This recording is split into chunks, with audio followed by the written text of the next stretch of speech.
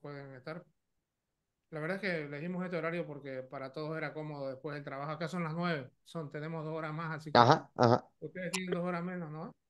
Ah, Acá sí, son ahora ya 7. no cambiamos de horario, entonces sí, ahora estamos siempre a 2 horas, me parece. Antes ¿Dónde era está 3. Miguel Ángel? Perdón. Ciudad de México. Ah, qué bien, bonito. Bueno, vamos a comenzar. Gracias a los que se han unido y los que no, pues que puedan ver el, el evento luego en diferido. Quiero agradecerte, Miguel Ángel, por aceptar la invitación para poder compartir tu experiencia. Yo te había comentado la intención de crear este grupo es básicamente compartir, por un lado, algunas experiencias de otros profesionales, su experiencia práctica y cómo han vivido el mundo del, del empresarial, por un lado, y luego después cómo han ido transformando su idea desde el interior de una empresa hacia su emprendimiento, como ha sido tu caso. Y bueno, con Miguel Ángel fuimos colegas, yo estoy en ese uno desde el 2008, lo conozco ya, bueno, bastante tiempo y he seguido también de cerca su trayectoria. Y, y bueno, me gustaría que le comentes un poco a los que están acá y a los que van a ver el, el evento en diferido, pues cuál ha sido tu experiencia, cómo ves este mundo del emprendimiento, qué nos quisieras compartir, qué podríamos captar de tu experiencia para que no repliquemos o no cometamos, no sé si los mismos errores que cometiste. Entonces, por eso creo que es interesante que nos compartas tu experiencia. Así que gracias de nuevo, Miguel Ángel. De verdad, Al aprecio mucho. contrario, al contrario, Javier, muchas gracias y muy honrado de estar con ustedes y bueno, tratar de compartirles un poco, pues más de mi experiencia, porque yo creo que estamos a medio maratón, entonces todavía no hay mucho que podamos decir, pero sí contarles un poco mi historia, algunas cosas que he vivido, algunas cosas que he pasado y que probablemente para algunos de ustedes puedan ser útiles o pues les puedan dar por ahí alguna pista. Les pido que me disculpen, he estado enfermo estos días, entonces de repente me van a oír toser un poco. Pero bueno, a ver, trato de poner mi vida en un slide de forma muy rápida. Yo nací en 1970, soy un joven de 53 años. Yo creo que ahora que ya más adelante hablaremos de esto, pues hoy estamos justo en el mejor momento de nuestra vida, probablemente a esta edad, en el sano balance entre experiencia, pero todavía con mucha energía para hacer muchas cosas. Entonces, nací en 1970 para no caer en el terreno trillado de una infancia feliz y demás. Pues en realidad lo importante sí es que empecé. Ah, se trabó mi computadora. Ah, sí, porque no está avanzando No, ahí está. Ahora sí. Empecé mi trayectoria profesional, tuve la enorme fortuna de ser becario en 1990 y era yo muy joven, tenía yo 19 años recién cumplidos cuando entré a trabajar a P&G. En aquel momento le decíamos Procter Gamble, pero ahora es P&G. Ahí trabajé un año, que me parece que es una maravilla haber empezado en una empresa de ese tamaño, cuando uno no sabe ni cómo, bueno, ahora ya tampoco se contestan los teléfonos en las empresas, pero en esa época uno no sabía ni contestar el teléfono y ahí le enseñaban a uno todo lo básico y fue una gran escuela. De verdad, cada vez que lo recuerdo con más gusto porque me dio todas las bases para después poderme mover y después pues pasé los siguientes 24 años en una sola compañía de 1991 hasta el año 2014. En la vida corporativa recorrí todo el escalafón posible dentro de GS1. Ahí es donde tuve el gusto, como decía Javier, de conocerlo. Fuimos colegas, aunque fue mucho más hacia el final de mis últimos años, pero bueno, estuve ahí 24 años. Empecé, pues obviamente, hasta abajo, un ejecutivo de servicio a clientes, que me encantó esa experiencia, me encantó la posibilidad de empezar a hablar con la gente y de poder entender cómo se daban esos procesos. Eran, para que todos se den una idea, los tiempos en que empezábamos a hablar del código de barras en México, es decir, los tiempos en donde todavía no había códigos de barras y en los supermercados se cobraba a mano y con una etiquetita con el precio únicamente. Entonces, me tocó atender probablemente en el primer año de estar ahí, alrededor de 1,500 empresas probablemente, conocí un montón de cosas y bueno, tuve ahí una experiencia interesante en capacitación, en servicio al cliente, en entender cómo hablar con un cliente, fue valiosísimo. Para mí era una empresa muy chiquita, de tal forma que el crecimiento venía más o menos rápido. Para 1993 me nombraron coordinador de todo el tema que tenía que ver con los sistemas de identificación. En 1995 fui gerente de comercio electrónico. Suena raro. Hay personas que ahora, y ya la barba blanca ya no me deja mentir, pero hay gente que me pregunta que cuando empecé yo a trabajar en el comercio electrónico, y yo les digo pues que aunque suena un poquito duro, pero cuando el comercio electrónico llegó yo ya estaba ahí, porque nosotros por la circunstancia del trabajo de GC1, pues yo tenía esta posición desde 1995, cuando pensamos que el Internet en México, bueno, creo que en el mundo entero, pero en México lo tengo muy claro, el Internet se empezó a masificar por ahí del año 97. Esto quiere decir que estamos hablando todavía un par de años antes y bueno, muy lejos de lo que hoy conocemos como comercio electrónico, pero bueno, tuve esa suerte de estar ahí. Ya para el año 2000 fui director del área de desarrollo de negocio y en el 2006 tuve la fortuna de ser invitado a ser el CEO de la organización en México y ahí estuve durante algunos años. Para el año 2009 y también por la amabilidad que tuvieron muchos de mis colegas en Latinoamérica, tienen que ser una estructura un tanto particular, y entonces fui nombrado como el representante de Latinoamérica en el Advisory Council a nivel global, y para el año 2010 en el Global Management Board, en el board que controla las ciento y tantas organizaciones con más de medio millón de clientes en el mundo. En fin, recorrí, como les decía, en 24 años, pues todo el camino. Y en el 2014 dejé la organización, ahora regresaré. Decidí fundar una compañía consultora. Está aquí Emanuel, mi socio, que desde entonces, bueno, desde antes camina conmigo, pero ahí desde entonces somos socios.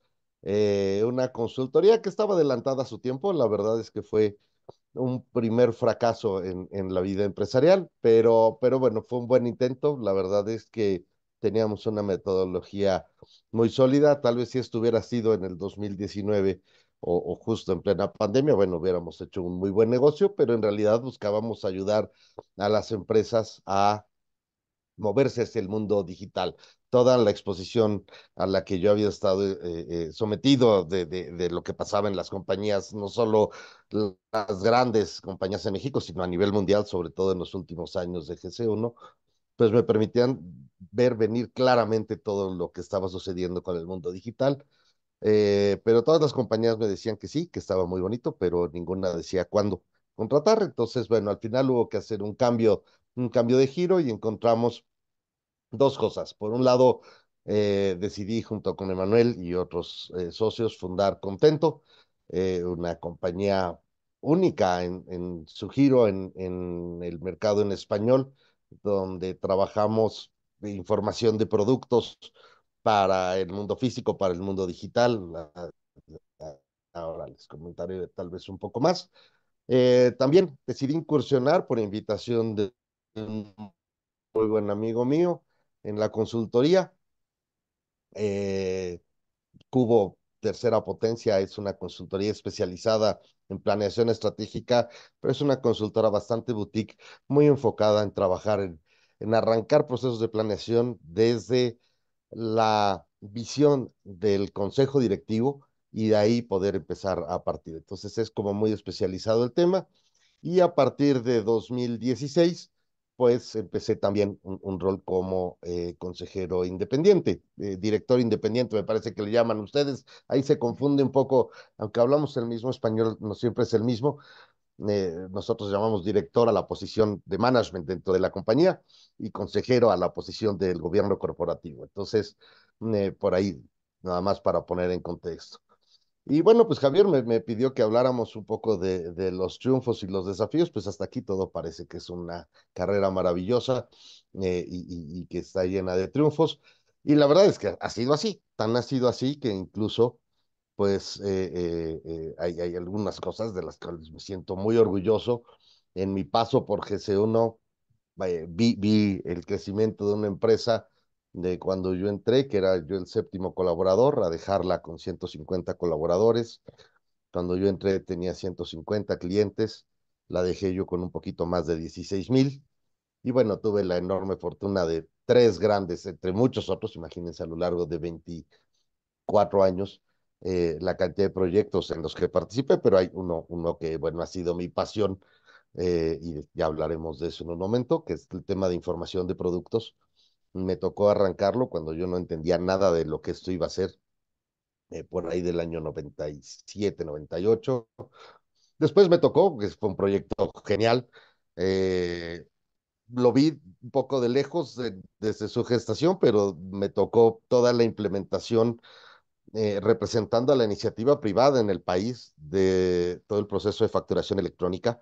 Entonces, pues había que negociar con el gobierno toda esta marabunta que se vino alrededor de esto, una transformación brutal a los procesos de las empresas y a los procesos fiscales, que hasta el día de hoy hay veces que yo digo, ¿en qué momento se le ocurrió a alguien hacer esto? Cada vez que ahora hay que descargar la factura y llenar formatos y demás, pero bueno, fue un esfuerzo impresionante. Y bueno, abrir 30 oficinas de atención a clientes. Ustedes saben, México es un país geográficamente muy grande. Teníamos clientes y asociados por todos lados, entonces había que abrir oficinas.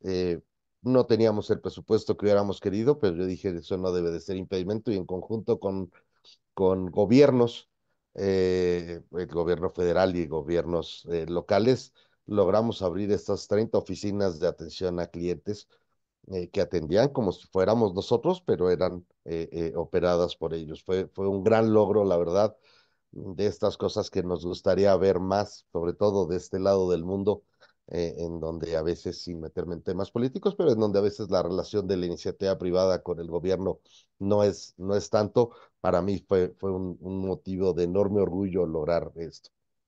Eh, Fue tan importante mi paso por GC1 que, bueno, pues además en el año 95 conocí a la que hoy es mi esposa. Me casé con ella en el 99. Tengo tres hijos, una hija que nació en el 2001, una más que nació en el 2007 y uno más, el más pequeño de la casa, que nació en el 2013.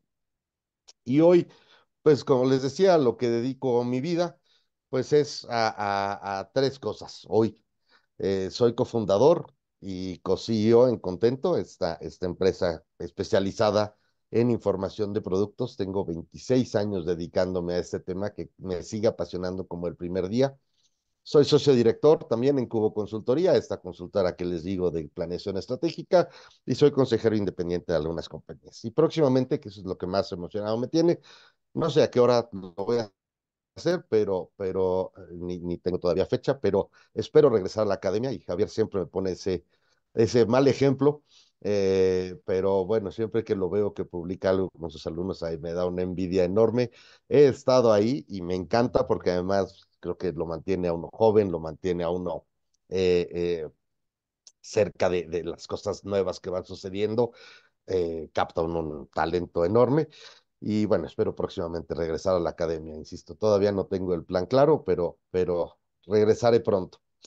Y bueno, pues esta ha sido un poco, decía yo, la vida de triunfos, la vida de logros, la vida de cosas bonitas, pero ha tenido también grandes, grandes retos, este camino. El primero que yo les trato de compartir fueron, y no son retos, es decir, son cosas que hoy a la distancia para mí son bien interesantes de compartir. En su momento fueron retos.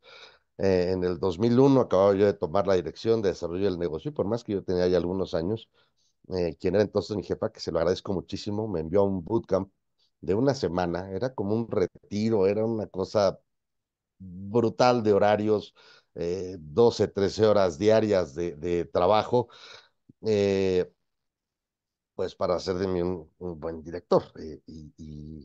creo que fracasó la pobre, pero el esfuerzo se hizo. Y lo más importante para mí fue una sacudida enorme. Dentro de todo el trabajo que se hacía en esa semana, eh, había pruebas, obviamente, de inteligencia emocional, pruebas de IQ, y hubo un montón de hallazgos, ¿no? Y entonces le daban a uno a conocer tanto las fortalezas que uno tenía como las áreas en donde uno tenía que trabajar. Un proceso súper interesante, agotador, pero muy interesante. Pero para mí tal vez lo más importante fue un cambio de chip que me entró, porque bueno, cuando me dijeron, sobre todo cuando me dijeron todas estas cosas que a uno le llenan, ¿no? Donde uno es más competente, donde uno tiene más fortalezas, eh, pues yo decía, pues maravilloso, esto salgo de aquí, entonces hay que pedir, ¿no? Es decir, yo supongo que me llegarán cosas y las personas, sobre todo una psicóloga que estaba ahí, me retó y me cambió la vida, porque me dijo, es que estas competencias, ¿tú crees que son para recibir o son para dar? Y en realidad me cambió la vida, porque creo que las cosas buenas que uno tiene, el camino es ese. El camino es primero dar para después uno poder recibir. Uno siempre está esperando que las cosas buenas, bueno, pues me darán y me traerán, pero no, no, la vida es diferente. Para mí sí fue un shock y un primer tema que me gusta compartir siempre que puedo, de decir, cuando uno tiene cosas y uno es afortunado, eso primero que nada tiene que servir para dar y después todo lo demás vendrá en consecuencia. Un segundo, Creo que no está pasando la diapositiva, no, no sé si cambiaste de lámina o no. no, Ah, no, no, aquí estás en voy, la misma. Ah, ya, perdón. sigo en la misma.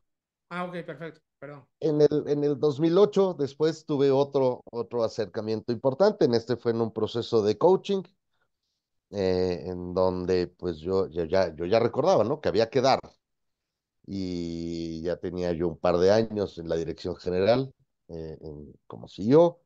Empezaba yo a pasar este dolor de la soledad del CEO, del que tanto se habla, pero que uno, por más que uno lo puede haber leído y lo puede uno haber escuchado, hasta no estar sentado en la silla y vivirlo, no sabe uno lo que significa. Y entonces, pues yo recordaba esto de dar, ¿no? Y entonces yo decía, bueno, pues sí, pero dar, y con aquel coach yo decía dar hasta que duela de verdad, como decía la madre Teresa de Calcuta, hasta dónde tiene uno que dar, porque esto se ve que uno da y da y da, pero no, no hay mucho. Y entonces él lo que me dijo fue una frase que naturalmente no es suya, es de Sócrates, pero él me dijo, pues, ¿por qué te molesta tanto dar? Y ahí empezó todo un camino de descubrimiento muy importante, de descubrimiento personal, donde al final esta frase que él tanto me repetía es, conócete a ti mismo y dominarás el mundo. Una frase de Sócrates que a mí me sigue pareciendo genial, me sigue pareciendo que para uno poder ir hacia afuera, uno primero tiene que trabajar mucho hacia adentro. Y eso también me vino a transformar la vida. eh, Creo que me convirtió en un mejor ejecutivo en ese momento, hablando mucho en el tema profesional. Eh, y bueno, aunque avancé, la verdad es que después vino la tercera sacudida de la que yo les puedo platicar. Vino en el 2014 y no fue tan suave como las dos primeras, esta fue mucho más dura. En 24 horas dejé mi trabajo, fui despedido de GC1, eh, sin tiempo para nada. No tuve tiempo ni de verla venir, pero tampoco de salir. Es decir, en 24 horas yo venía llegando de un viaje de Brasil, con algunos colegas, un viernes, el lunes tenía yo una reunión con el presidente del consejo, que me dijo pues que era mi último día en la compañía, y al día siguiente a las 4 de la tarde estaba yo entregando la oficina. Eh, por supuesto, imagínense lo que esto fue después de 24 años. Pues mi vida entera estaba ahí. Mi secretaria había sido mi secretaria 23 de los 24 años. Yo no tenía tarjetas de presentación, porque yo las tarjetas de presentación de los últimos 24 años habían sido de GS1. Mi teléfono celular era de GS1. El automóvil era de GS1. y hay momentos en donde esto a uno le mueve en el piso, por más que no se trate de un tema de plata, se trata de un tema de que le mueven o le quitan a uno el piso. Fue una situación bien interesante, una sacudida grande, que ninguna de las dos experiencias previas me preparó, pero que pues después tuvo que venir un proceso de reinvención y que creo que es lo más importante al final, en cualquiera de los tres casos, y por eso los remarco, lo importante es cómo uno va moldeando de su mente y cómo va uno moldeando su espíritu y la personalidad para afrontar retos. Retos enfrentamos todos los días y por todos lados. Eh, a ver, algunos no está uno tan preparado para enfrentarlos, pero al final todo pasa y al final las cosas pasan por algo y son buenas noticias. Aunque por supuesto, ya a mí me hubiera gustado estar más preparado, me hubiera gustado tener un Javier que me invitara a una charla como esta, y que me permitiera tener un ratito de reflexión, pero justamente de esas cosas es de lo que yo, pues más que compartirles un aprendizaje, no sé si sea así como les decía, pero sí reflexiones que yo he podido tener en estos 10 años después de esta experiencia. Una experiencia que, como ven, hoy me deja pleno, me deja en mi mejor momento, así me siento yo, al menos en mi mejor momento profesional, con un montón de retos y con un montón de sueños todavía por realizar, pero que sí, naturalmente, ya la madurez tiene que permitirnos ver ciertas cosas y son algunas de las que yo quiero comentarles. La primera es, sé consciente de lo que sabes. En algo eres un verdadero experto, aprovéchalo. La verdad es que pasamos por la vida, yo así al menos, y por eso digo, yo no creo ser un ejemplo para nadie, pero, o tal vez fui muy irresponsable, pero yo pasé mi vida aprendiendo cosas, y no fue sino hasta esta sacudida que obligó a pensar, ok, ¿y ahora qué voy a hacer? ¿Qué voy a hacer los siguientes 20 o 30 o 40 años de mi vida profesional? Y hubo que empezar a sacar las cosas que uno va aprendiendo, pero que uno no es decir, es como comer, es como respirar. Uno lo hace, pero muchas veces uno no está tan consciente de todo, sin ninguna soberbia, pero sí les comparto, por ejemplo, para esta posición que además me divierte muchísimo ser consejero de empresas, participar en los boards, eh, pues tuve la enorme fortaleza de trabajar desde que yo tenía, yo creo que 28 años, participaba yo en los boards y en aquel momento, eh, para que se den una idea del tipo de maestros que yo tuve en los boards, el actual presidente de Bimbo a nivel mundial, la panificadora, fue mi presidente en el 97. Los últimos dos rectores del Tecnológico de Monterrey fueron consejeros míos, ya siendo uno de ellos, ya siendo yo CEO, el otro fue justo el eh, previo a que yo lo fuera.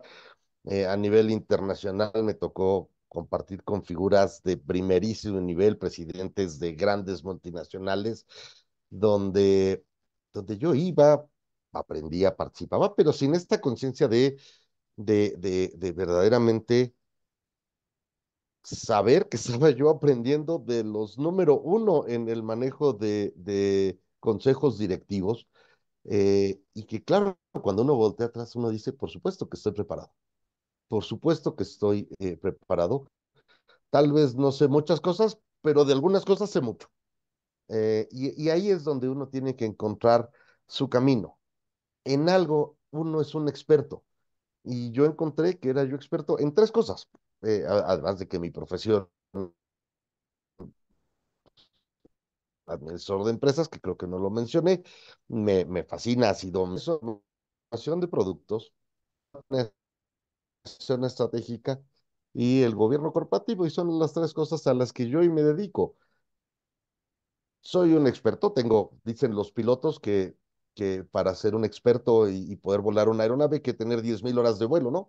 Bueno, pues yo tengo esas 10,000 horas de vuelo en estos tres temas. Hay mil cosas que no sé, que todavía aprendo todos los días, pero hay que saber identificar lo que uno tiene. En paralelo, por supuesto, hay que cuidar el espíritu, porque estos movimientos muchas veces tocan la autoestima, y la autoestima es el motor. Uno puede tener todo el conocimiento del mundo, pero cuando a uno le tocan el autoestima, el reto es muy difícil para salir de ese pozo. Entonces hay que estar cuidando el espíritu y se relaciona mucho el tema anterior, mucha conciencia, por eso les hablaba yo de todo este tema de lo que aprendí, conócete a ti mismo, reflexiona mucho, piensa en ti, piensa en lo que sabes, valora lo que tienes, eh, porque eso alimenta el espíritu y cuando uno tiene un espíritu fuerte, uno puede enfrentar cualquier reto, que ahora veremos los retos que esto se plantea. He aprendido que uno va solo en este camino, a menos de que uno demuestre valor. En este proceso de estos últimos 10 años, sobre todo al momento de la salida de GC1, por supuesto que hay un montón de llamadas de teléfono, pero amigos reales, amigos que le tienden a uno la mano, y que le tienden a uno la mano no para tomar un café y platicar, no, que le tienden a uno la mano para dar una charla, para arrancar un proyecto juntos, para arrancar una idea de negocio, para ofrecerle a uno una oficina. Esos, si son 5, son muchos. Yo ahora que pensaba en esta presentación, la verdad me considero un ser afortunadísimo. Javier está entre estos amigos que yo cuento. Tuve la fortuna de que no fueron 5, fueron 8 amigos, los que en aquellos momentos me tendieron la mano. Y eso vale mucho porque hay que tener mucho cuidado. Yo siempre recuerdo una anécdota que leí de un ministro de Economía en México, eh, que cuando era ministro, bueno, estoy hablando principios del siglo pasado, un señor del campo le mandaba quesos y cosas así, algunos lácteos a su oficina, y un día dejó de ser ministro y cuando todavía los ministros podían caminar por la calle, un día caminando en la calle se encontró con el señor de los quesos, lo saludó, don Antonio, muy amable, tal. Oiga, qué gusto saludarlo. Oiga, cómo extraño sus quesos, fíjese, tan ricos. Oiga, don Antonio, se me hace muy raro. Yo sigo mandando la canasta de quesos cada semana a la oficina del ministro de Economía. Claramente esto deja claro que pues muchas veces los amigos no son amigos. A ver, son conocidos, son relaciones de trabajo, con lo cual uno tiene que tener mucho cuidado. 5 amigos reales serán muchos, pero hay que cuidarlos muy bien. Ahora, eso no significa que no estemos escuchando y atendiendo a toda la red. Yo probablemente la persona que primero me dijo, porque obviamente le pasan a uno cosas en este proceso de transición entre la vida corporativa y lo que hago hoy, eh, pues uno dice, seguiré en la vida corporativa, busco empleo, me emprendo, ¿qué hago? El primero que con toda fuerza me dijo, no busques, tienes que emprender, tienes todo, fue uno que no es mi amigo, no me tendió la mano, pero que me senté a tomar un café con él y me dio sus elementos para tomar la decisión, que me faltaba un pedacito para poderlo hacer. Y esto, como esto, sucedieron miles de conversaciones alrededor. No todo el mundo tiene por qué tenderle a uno la mano. Tampoco lo tiene uno por qué esperar. Es decir, uno tiene que esperar lo mejor, pero estar preparado para lo peor, porque lo peor no es lo peor, son relaciones y el único responsable de mi futuro soy yo. Entonces, asumamos que va solo, pero trabaja en la red. Trabajemos con la red de seguridad, la primera de los grandes amigos, seamos muy cuidadosos con ellos, y después toda la demás red, no sabe uno dónde surgen las oportunidades. El emprendimiento, si vamos a emprender, el emprendimiento no es solamente conocimientos, ni tampoco es solamente deseo. Tiene que ser, y ese es un poco para mí lo que he aprendido, una mezcla muy profunda de conocimientos donde eres un experto porque el mercado te va a poner a prueba durísimo. Emprender implica empezar desde cero una iniciativa, darla a conocer, generar las primeras confianzas en los primeros clientes es durísimo. Si no se tiene, además de un profundo conocimiento, una enorme pasión para aguantar todos los rechazos, todos los nos que los nos muchas veces vienen acompañados de muy buenas recomendaciones, con lo cual lo único que uno tiene que tener es esa pasión que le permita seguir adelante, porque a lo largo del tiempo las cosas van saliendo. Pero si alguna de las dos cosas fallan, si solamente tenemos conocimiento, pero no tenemos pasión por lo que hacemos, o no somos un experto en la materia, no nos metamos. Hay un video que yo pensaba pasarles, pero le voy a pasar a Javier la liga del video, un video de Jack Ma, el fundador de Alibaba, ustedes lo conocen, que habla de las diferentes cosas que uno debe de hacer a diferentes edades. Y parte de lo que él dice es, en la edad madura, ya uno no está tanto para aprender, está uno mucho más para cosechar en lo que uno es muy bueno y ponerlo a trabajar y a producir. Pero además eso hay que hacerlo con mucha pasión. Y finalmente, yo diría el último gran aprendizaje, sal a vender. Uno piensa muchas veces que tener un producto de estrella lo va a hacer todo, pero no, el producto estrella es apenas el principio del camino.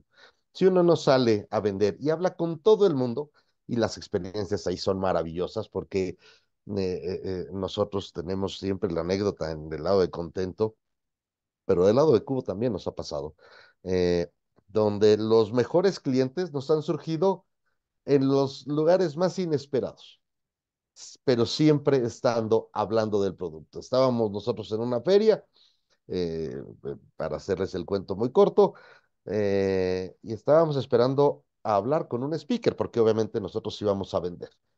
Y con todos los speakers queríamos hablar y con todo el que se nos pusiera enfrente, pero en ese momento queríamos hablar con el speaker. Y atrás de nosotros estaba un señor, perrito, muy buena persona, que empezó a hacernos la plática. Ha resultado ser el cliente más importante de Contento en los últimos 6 años. Un cliente de una compañía multinacional, que de verdad, el cliente soñado. Hay que hablar con todo el mundo y hay que estar alerta y hay que presentarle el producto. Si uno no está en modo de ventas todo el tiempo, por más que el producto sea bueno, esto no va a caminar. Traté de resumir los principales aprendizajes. Me encantaría, como estaba Carlos hace un rato tomándose una copa de vino, me encantaría estar con ustedes allá tomando una copa de vino, porque esto seguramente se podría prolongar en una velada larga. Pero bueno, Javier me pidió que cuidáramos un poco el tiempo para, sobre todo, para dejar, y si hay alguna pregunta, si hay algo que yo o que haya pasado muy rápido, con mucho gusto lo puedo clarificar, o si alguien quiere hacer alguna pregunta, yo encantado. Pero bueno, esto Gracias, es básicamente la historia de mi vida y algunos de los aprendizajes, los que creo que son más importantes, que esperaría yo que les puedan ayudar. gracias, Miguel Ángel. Si quieres, puedes dejar de compartir y le damos paso para que podamos conversar. Si alguien tiene una pregunta, yo sí tengo alguna, por si acaso, para hacerte. Encantado. Eh, Mientras van pensando ahí, Ani y Carlos, si quieren hacer una pregunta, creo que Carlos bueno, Ani, bueno, tanto Ani como yo llevamos muchos años también en la vida corporativa y prácticamente en la misma empresa. Eso es como algo similar a tu caso. Y yo tengo una duda. Yo sé que es muy fácil opinar con el periódico del lunes, pero eh, ¿qué hubieras hecho distinto si hubieras sabido que en el año 2014 ibas a tener no sé, esa eventualidad? ¿Qué hubieras cambiado en el transcurso de tu vida profesional? ¿Hubieras hecho algo diferente? ¿Hubieras hecho exactamente lo mismo? ¿O qué crees que te faltó para que no haya sido tan brusco el camino? Yo me imagino, porque bueno, en el 2014 querías hacer tu empresa, no tenías clientes, no tenías todavía una marca personal por lo menos masificada, no estaban tampoco las redes sociales en boga como ahora. ¿Qué hubieras hecho de distinto? A ver, yo creo que hay dos cosas, dos aprendizajes. Uno, en la vida corporativa, yo tengo muy claro, y uno lo tiene que tener así siempre. Sí, yo siempre dije que un ejecutivo en la vida corporativa tiene que tener las maletas preparadas siempre. Mi equipo me criticaba mucho por eso, pero yo les decía, es que esta es la realidad. Pero no fui congruente. No fui congruente porque por más que tal vez las maletas sí estaban hechas acá, es decir, a mí no me costó mucho el momento. me costó el replantear qué iba yo a hacer. Es decir, eh, uno se pone a trabajar todos los días de forma muy inconsciente, muy automática. Tal vez lo que, insisto, tal vez lo más importante es sí hacer altos constantemente para saber en qué uno es sólido.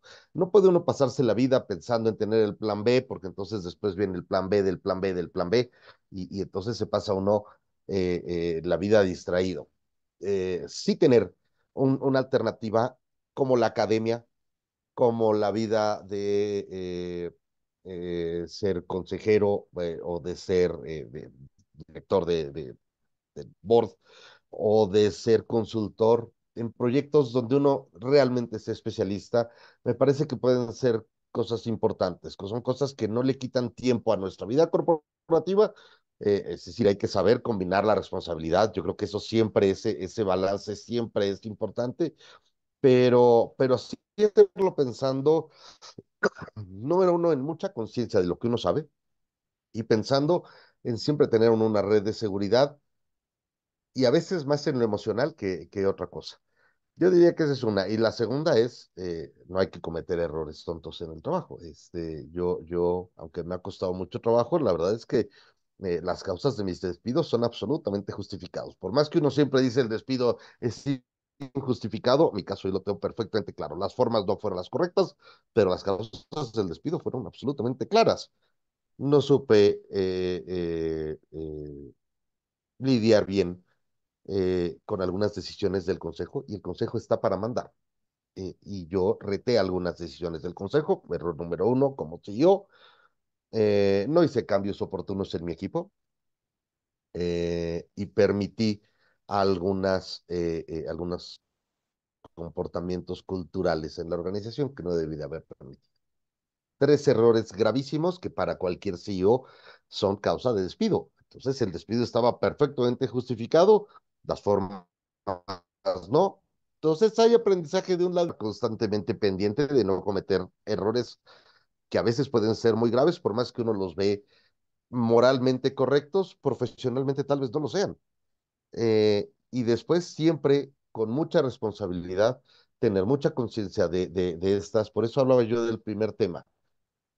Ese me parece el más central, ser muy consciente de qué sabe uno y ser muy consciente de dónde puede uno poner a trabajar ese conocimiento, pensando que la obligación número uno es dar, no pedir, sino dar primero que nada. Esto sería un poco mi reflexión al respecto, Javier. Excelente. No sé, Andy o Carlos, si quieren hacer una pregunta ahí. Yo tengo otra, pero bueno, quiero también dejar que ustedes hablen. Andy o Carlos, si quieren hacerle alguna pregunta, alguna duda que tengan. Sí, Vamos comenzando. Carlos. Javier, bueno, gracias por compartir. La verdad que me identifiqué mucho con tu historia de vida y Gracias, Carlos. me gustó mucho lo que dijiste, el tema de la autoestima, ¿no? ¿Cómo combatir eso, ¿no? Porque al final de cuentas yo cuando empecé a trabajar con Javier, yo le decía, yo trabajaba en una corporación, una multinacional grande también. Y claro, me pesaba el hecho de decir, y claro, yo sentía orgullo de presentarme en cualquier círculo y decir yo pertenezco y trabajé en esta empresa, digamos, ¿no? Porque el nombre es una transnacional muy importante, entonces me inflaba, como decimos nosotros, ¿no? El hecho de decir yo pertenezco. Y cuando se termina mi contrato, ¿no? Por las operaciones que había en la empresa, miércoles yo decía, me sentía disminuido, ¿no? Moralmente sentía que había perdido como cierta identidad. Entonces me quedo mucho y me gustaría eso de la autoestima. ¿Cómo lo enfocaste vos para volver, digamos, a reencontrarte con vos mismo, ¿no? Porque pese a que uno tiene ciertas aptitudes, valores, una serie de cosas, te golpea y te cuesta asumir eso, ¿no? Es el tema probablemente más complicado en un proceso como ese. Yo creo que en mi caso fueron tres factores fundamentales. Uno, la familia. Yo vengo, igual que seguramente ustedes, más bien he estado yo en Bolivia, sé que culturalmente somos muy parecidos, gente, mucha familia. No sé cómo harán los anglosajones, ellos seguramente tendrán sus mecanismos naturales de defensa, pero para uno con nuestra cultura, con nuestra idiosincrasia, el regreso a la familia es importantísimo. Yo era un hombre maduro el día que dejé GC1, que insisto, fue un proceso súper apresurado, pero yo recuerdo que al día siguiente estaba mi madre, que vive en una ciudad fuera de la Ciudad de México, al día siguiente estaba mi madre para almorzar aquí conmigo. Entonces eso, mi madre, mis hermanos, obviamente mi esposa, mis hijos, eh, yo creo que la familia es, aunque suena a un lugar trillado, pero me parece que es una de las bases donde uno se tiene que apalancar. Número dos, buenos compañeros, ya, y no es porque esté aquí presente, pero para mí, parte de mi descubrimiento aquel del 2008, del conócete a ti mismo, es que yo no sé trabajar solo. A mí me cuesta un trabajo enorme trabajar solo. Entonces yo necesitaba a alguien y Emanuel, Telma y después más gente y después ha ido creciendo el equipo y a mí Emanuel, que es mi socio y está aquí, lo podrá confirmar. Lo que más me llena, lo que más me alimenta el alma es trabajar con la gente. Entonces, pero tener gente junto a mí, con quien yo poder pelotear ideas y demás, y gente que le da uno una palmada en la espalda y le dice uno sí se puede, le da uno, lo revaloriza y demás, es un segundo elemento. Y el tercero, un proceso largo de reflexión sobre el primer tema que yo tocaba. Volver a pensar en algo soy muy bueno, porque todos somos muy buenos para algo. Lo que nos pasa es que, y creo que en esta cultura, que así como digo, nuestra cultura latinoamericana tan latina, eh, eh, pues también nos arropa mucho, pero también nos descobija mucho en ese sentido, ¿no? No nos da estas herramientas que sí tienen los anglosajones de mucho respeto propio. A nosotros nos cuesta reconocernos, ¿no? Nos cuesta reconocernos y decir, sin caer en la soberbia o sin ser criticados de soberbios, poder decir, soy muy bueno haciendo esto. Eso me parece que es, y que va en dos pasos. El primero es serlo y el segundo es poderlo decir. Yo creo que contando estos tres elementos es como yo diría, se tienen que pasar esos procesos. En la compañía familiar que alimente el espíritu, en la compañía del no familiar, porque después la familia solamente se queda en el espíritu, pero después uno también necesita alguien que le dé un empujón profesional y uno mismo en el redescubrimiento, que uno debiera de hacerlo constantemente. Yo digo, todos, cada año debiéramos de hacernos la pregunta, yo se las hago muchas veces en la compañía a los jóvenes, les digo, ¿qué aprendiste, qué hiciste este año por primera vez que no hayas hecho nunca? Y entre más pasan los años, menos hacemos cosas por primera vez. Pues hay que tener esa conciencia de estas cosas que voy aprendiendo, porque en una de esas es para lo que soy muy bueno. Me metí por finalmente a clases de francés y soy muy bueno hablando francés. Listo. Me metí a clases de tenis y soy muy bueno jugando tenis. Pero uno hace estas cosas con mucha naturalidad y con muy poca conciencia, me parece. Yo diría que por ahí va, pero es el asset más importante que tenemos, nuestro espíritu. Hay que cuidarlo mucho. Buenísimo. No sé si Ani, yo tengo otra pregunta más. Si que la voy haciendo, si quieres, que A la mientras va orden. pensando Ani, si no, ¿cómo te funcionó en tu caso el tema de las redes de seguridad? Entiendo que cuando uno está en una posición como la que vos tenías, eh, claro, la vida es más fácil, al final tenés mucha gente que te hace las cosas y tenés varios contactos también en el mundo, en este caso, mundo de retail, de la tecnología. Eh, de qué manera te sirvió esa red? ¿O al final es como una red falsa y algunos de ellos sí te ayudaron, otros no? o al final era como lo que comentabas vos, era como el caso del ministro, solamente era por el cargo, o qué te sirvió de toda esa red profesional. Es interesantísimo. eh, un balance entre tres cosas o tres grupos. Gente que uno pensaba que le iba a responder bien y respondió bien. Gente que uno nunca se hubiera imaginado que le iba a tender la mano y la tendió, donde menos se lo esperaba uno. Y gente que se mantuvo pendiente, a los que les gusta el fútbol, como cuando los futbolistas van cuidando solamente el balón. No están ahí, pero están ahí. Van cuidándolo y van caminando con uno. Esos tres grupos hay que saberlos reconocer porque, disculpen, eh, porque es de donde uno se puede ir agarrando. Gente con quien uno va de repente tocando base para hacer ciertas revisiones. Yo siempre he sido mucho de tener, como decía, contacto con la gente. Me gusta mucho pelotear mis ideas. Por supuesto, detrás de esto hay una enorme inseguridad que uno tiene también. Y entonces uno necesita mucha validación muchas veces, o al menos es mi caso. Y entonces tener estas personas que sin estar tan cerca de repente dan una opinión que a la distancia se valora muchísimo, porque la dan con mucha objetividad.